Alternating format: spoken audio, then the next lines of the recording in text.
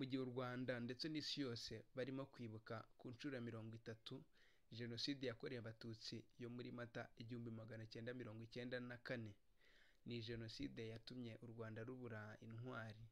Jenoside yatumye u Rwanda rubura abakomeye. Ni muri urwo rwego no mu myidagaduro hari benshi twagiye tubura ndetse twakundaga. Abantu benshi cyane bakunze umuhanzi witwaga Sebanani Andere wapfuye azize Jenoside yakorewe Abatutsi yo muri Mata 1994.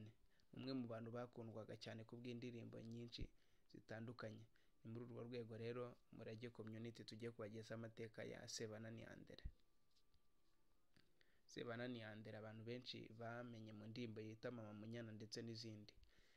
Uyu muhanzi Sebanani Andere yavukiye mu yahoze ari komine Kigoma, perefegitura ya Gitarama, akaba yaravutse agana mu mwaka w'1952. Ubu ngubu ni mu karere ka Nyanza mu ntara y'Amajyepfo. Amashuri yisumbuye yayize mu kigo cya Groupe Scolaire cyo abantu benshi barakizi, aza gukomereza muri Collège Officiel de Butare, ariko yaje kwirukanwa atasoje ajya gukora nk'umucungamari muri Trafipro i Kabgayi.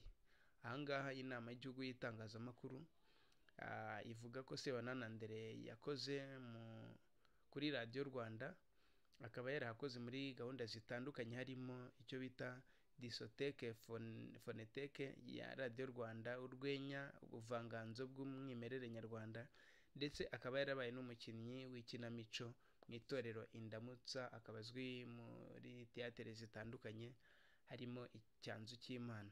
Ahangaha rero akaba yarakinnye no muri filime yakunzwe cyane, mu ikinamico yakunzwe cyane yitwa Nzashira Ingurugunzu Nyiringage. Ahangaha mu Cyanzu cy'Imana abantu benshi bazimo Uwera ubwo yajyaga gukiza Uwera bamuroshya. Ahangaha Sebanani Andere mu mwaka w'1990 akaba yarafunzwe, afunzwe na leta yari icyo gihe azira bamwitaga icyitso, bavugaga ko yari icyitso cy'inkotanyi. Icyo gihe yaje gufungurwa. Nyuma yo gufungurwa, ikigo cy'igihugu cy'itangazamakuru Orenforo cyaje kongera kumusubiza mu kazi, bavuga ko batakorana n'ibyitso.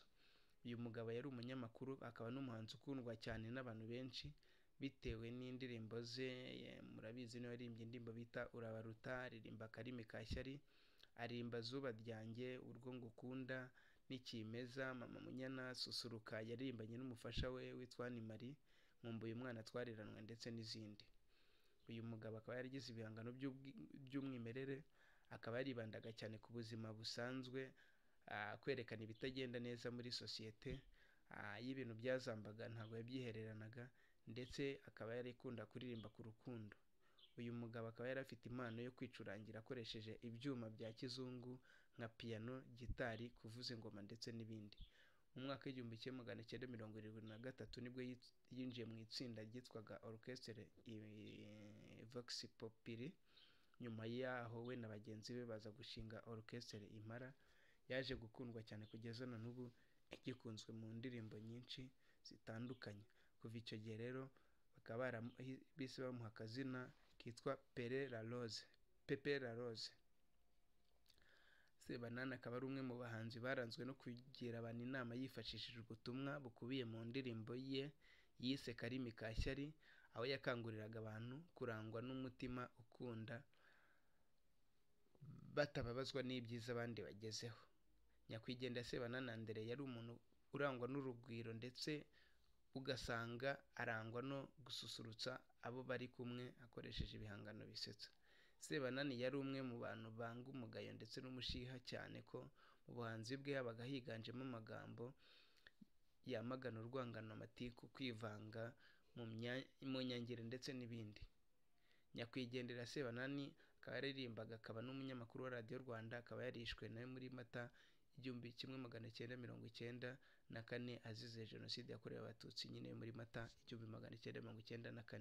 Sebanani Andere yaje gushakana na Mukamurisa Anne Marie ku itariki ya 1 z'ukwa 9 mu mwaka w'1979. Jenoside ikaba yarabaye, bamaranye imyaka 15, babyaranye abana bane ari bo Sheja Eliane wavutse mu 1981, Damarara Diane wavutse mu 1984, Shyengo Frida wavutse mu 1985 na Songa Aristide yavutse mu 1988. Kuri ubu ngubu u Rwanda rukaba rugifite icyuho muri muzika bitewe n'urupfu rwa Sebanana Andere, kuko yari umwe mu bahanzi bari bafite ubuhanga bwihariye mu myandikire ndetse akaba yari azi gucuranga, akaba kuri ubu ngubu yaza kuba akiriho n'umwe mu bantu bari gufasha cyane igisata cy'imyidagaduro bitewe n'ubuhanga yari afite. Aya makuru tukaba tuyakesha ikinyamakuru cya Kigali Today mu nkuru yanditswe n'umunyamakuru witwa Marie Clemence Kiza Uwimana Imaye. Mukomeze kugubwa neza kandi dukomere muri ibi bihe bitoroshye, dukomezanye kandi twibuke twiyubaka kugira ngo tubashe kubaka u Rwanda rwiza rw'ejo hazaza, kandi tukavuga ngo never again, ntibizongere kuba. Uwiteka Imana abarinde.